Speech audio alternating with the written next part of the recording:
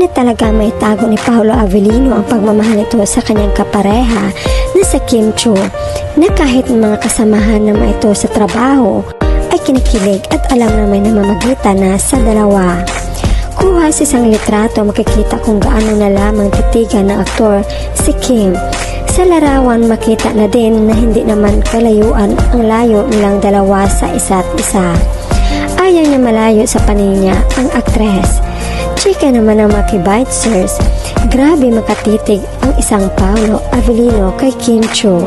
Parang gustong magigil, kaya pag off-cam sobrang sweet daw ni Pao kay Kim. Sana all kahit may nakakita, wala siyang pakialam. Talagang pinapakita na nila ang sweetness nilang dalawa. Kaya yung makasama nila kinikilig din. In love talaga si Pogi. Si Paolo not paying attention doon kay Kim, nakatingin tutok na tutok sa prinsesa niya. Wala sa iba kundi kay Kim. In lababo nga si Paolo. Binabantayan ang babe niya palagi. Grabe si Pao kung makatingin kay Kim. Very tagos, ayaw mawala sa tingin niya. Ganyan naman si Pao sa sobrang in love kay Kim naman. Very clingy siya. Takot si Pao mawala si Kim sa paningin niya.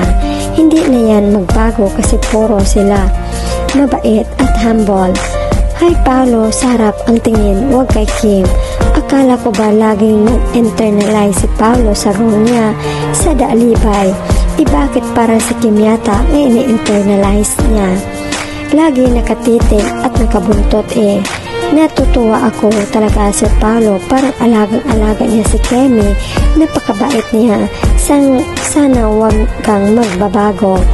Okay lang daw, hindi si Paugi nakakakain basta andyan si ate ko sa tabi niya lagi. Huwag kay Stella ang tingin, ikaw daw ang mga mag-lead ng prayer. Gutom na si ate ko, Stella. Wala na talaga tinatago ang Daddy Pao. Strong and courageous, always take God center in your relationship.